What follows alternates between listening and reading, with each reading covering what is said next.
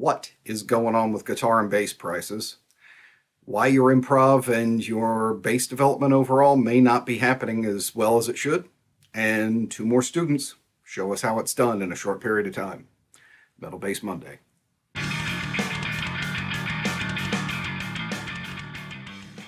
So kicking off this week, I have a question for you. I'm going to do 2 new projects coming up and feature them part on Metal Bass Monday and part as separate segments, and I'd love your input. The first one is I'm going to take a famous bass piece, maybe a solo piece or something like that, from a rock or metal player, and I'm going to learn it. And then I'm going to break it down, show it piece by piece, analyze it, and hand it over to all of you. So down in the comments, hit me up and let me know, what would you like to see?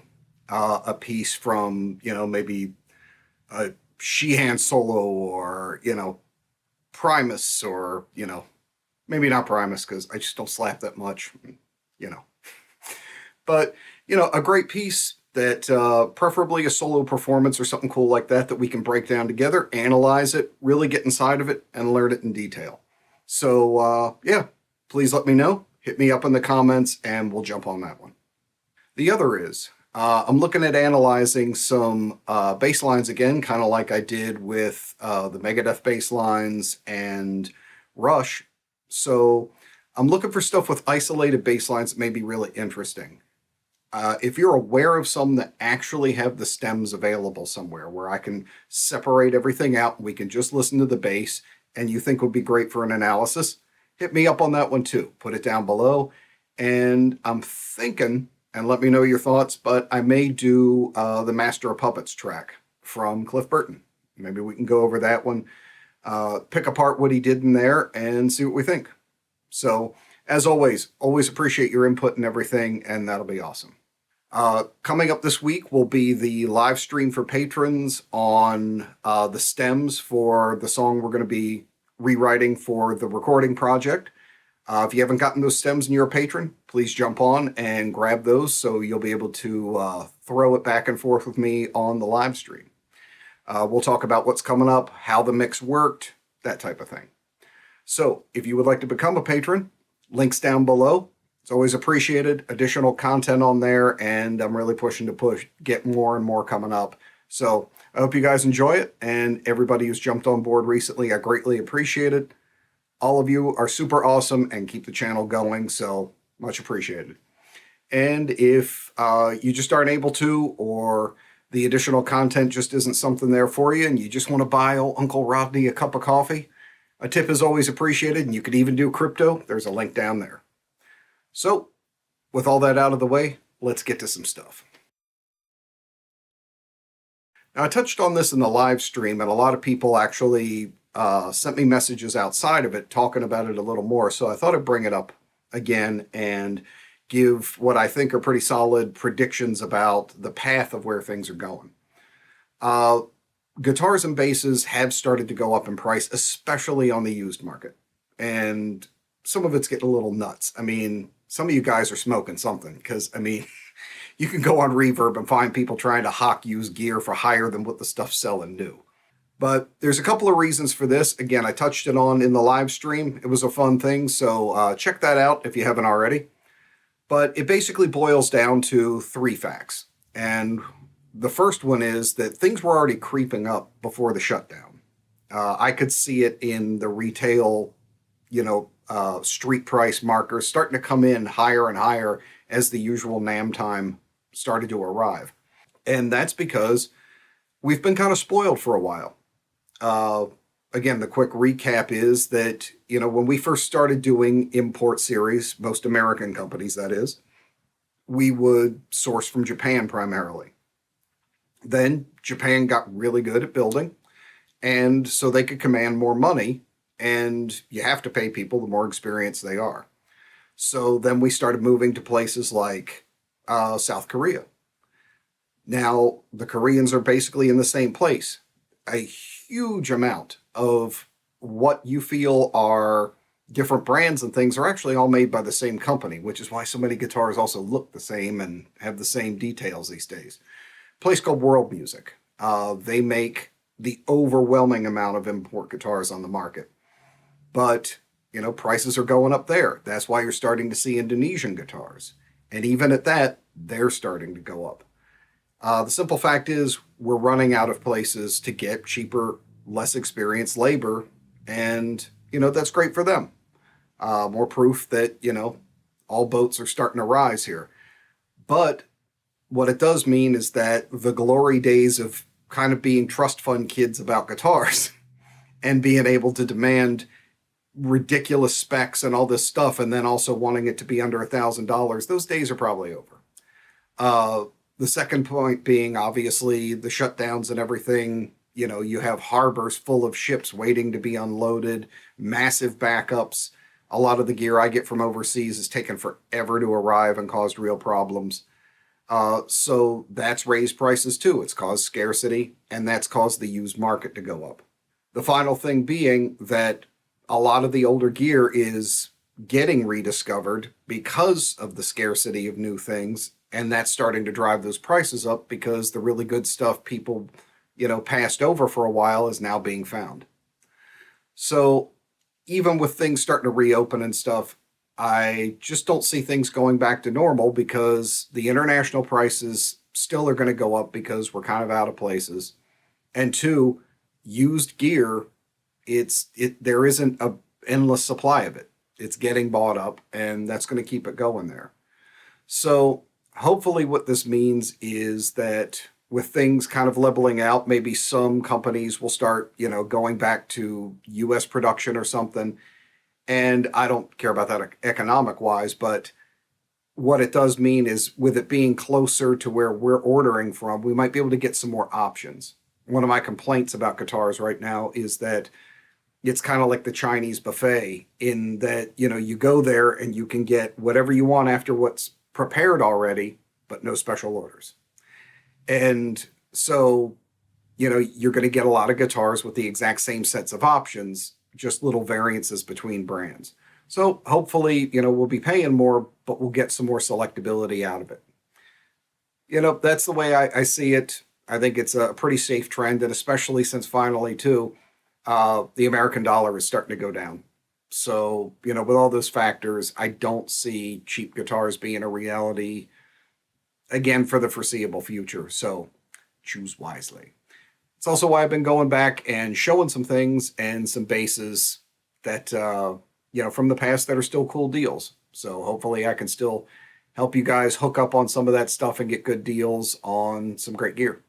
So that's the used guitar thing. Now, on the other subject, I feel like there are two warring camps, basically.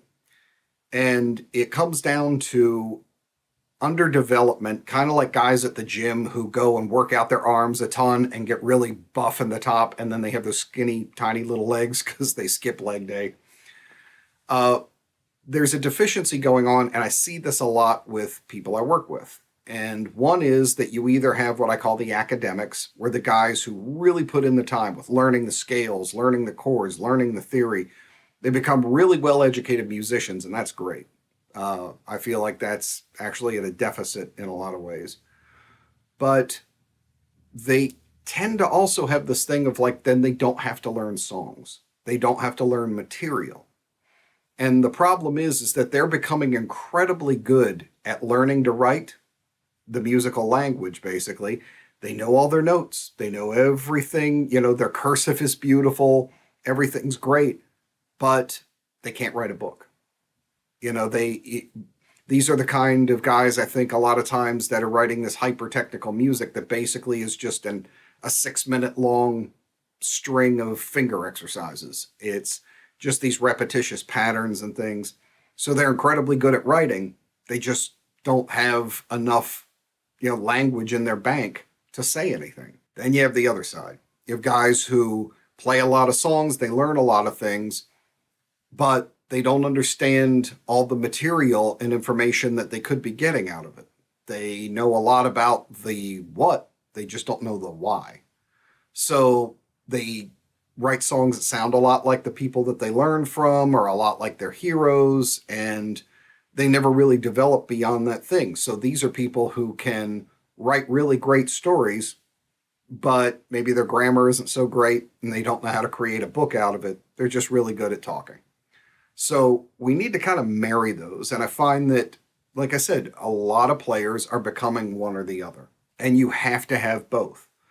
You can't be 100% about the mechanics of something and have no actual poetry.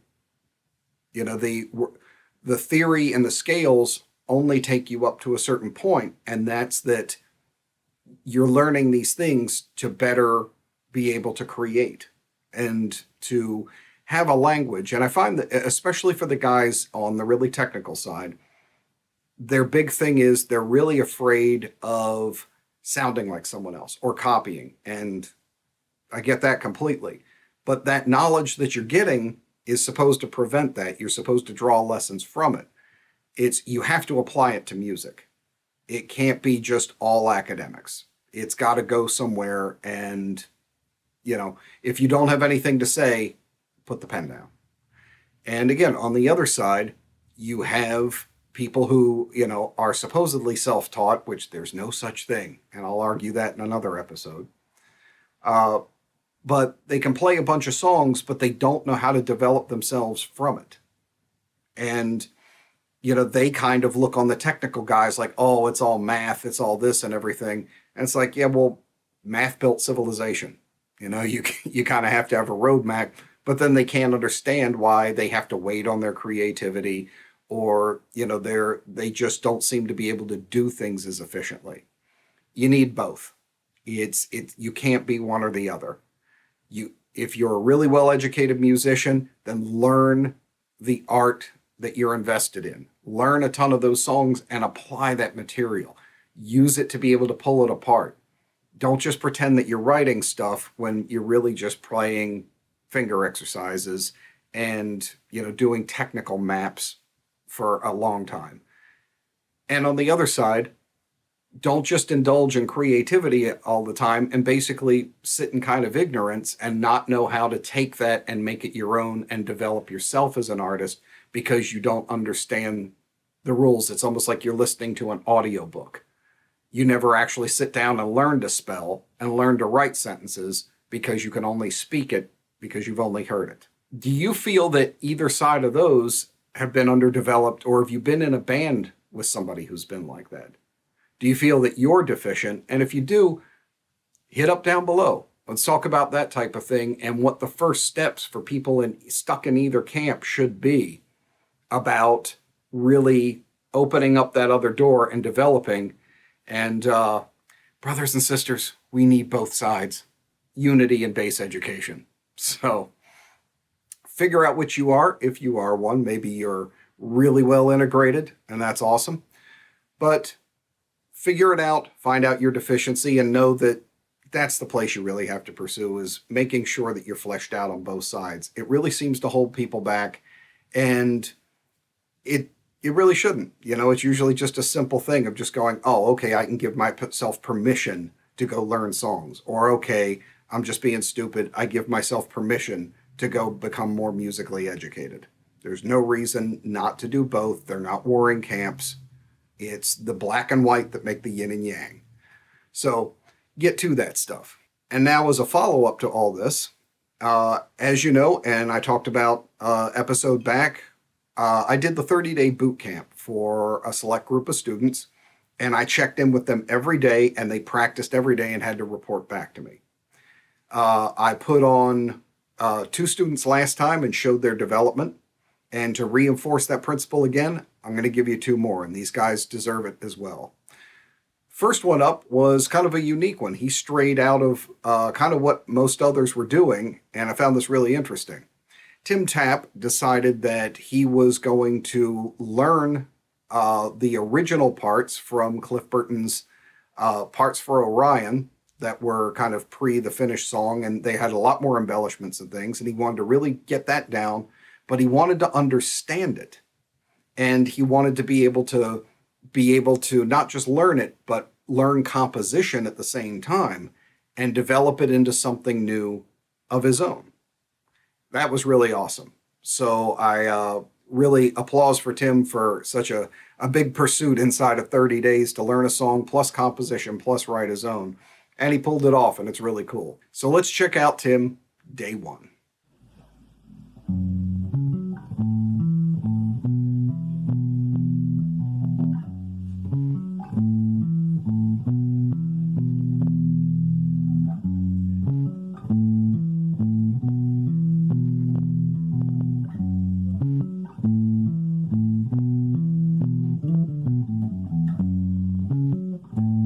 Now let's check him out about midway through the sessions and also check in with his composition.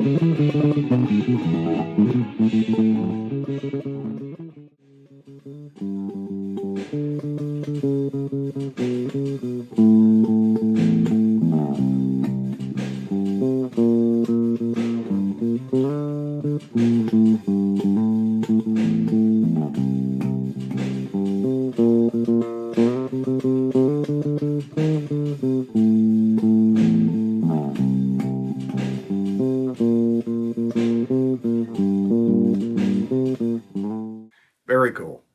Hats off to Tim. You did a great job. And again, he's showing you 30 days. You can accomplish a lot if you just set your mind to it.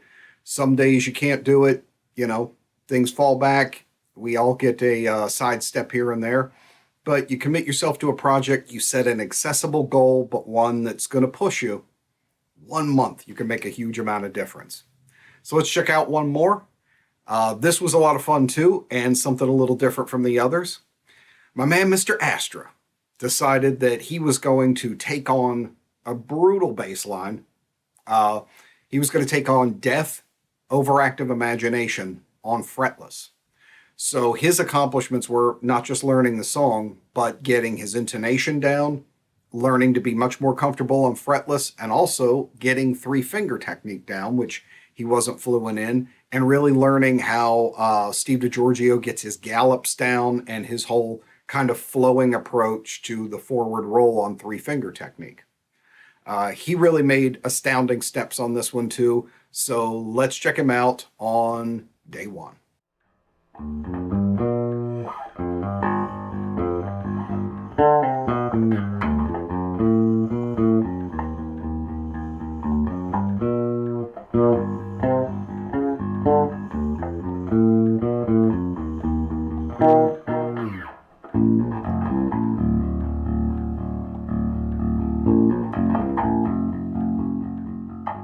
And now, let's see him at the end of the session tearing it up.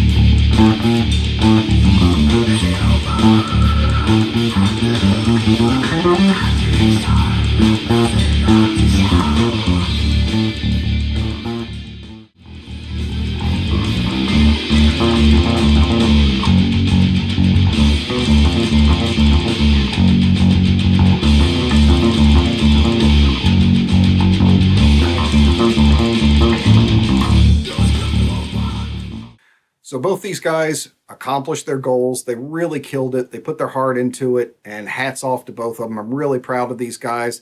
I'm proud of Stephen and Lane from the last Metal Bass Monday where I showed some students. All these guys really did a great job. And as I said last time, you know, it's easy enough to kind of hear it from me, or, you know, that I've had a good while of experience, or, you know, a teacher who's actually taught at schools and things, that sometimes it can still feel out of reach to make these kind of quick accomplishments. But, you know, I laid out the challenge for these guys and they accepted it, and they should be an inspiration that anybody can focus in and do it. It just, more than anything, takes the desire and committing yourself. And the great thing is, after you've done it once, then you know you can do it. So then the ball starts rolling and you start going, I can do this over and over, keep setting a new goal, keep crushing it. And these guys definitely did. So congratulations, guys. It's really awesome. So that's going to wrap it up for this Metal Bass Monday. Coming up, what I think I'm going to do, along with some of the projects I mentioned at the beginning, is I'm going to go and start doing a few more playing things for you guys. I want to kind of encourage the thing that I talked at the beginning about looking at or trying new ideas or things like that. So I'll probably throw out a few things where just, some fun stuff to play along with, or some things, little pieces to work with. But more than anything, I want to stimulate new ideas, flip over your thinking a little bit, and start helping you build that bank of stuff to draw from when you write and create and that kind of thing. So we'll analyze it so we get the tech side done, and then we'll also play something and apply it so we get the this has to belong to music part. So I hope you'll dig that, and that'll be coming up next week. And until then, check out the PVTL Trash or Treasure episode. That's going to be coming out this week. That'll be a lot of fun, and I will see patrons on that live stream. So that's all. You guys are awesome. Much appreciated as always. I'll see you on the next one.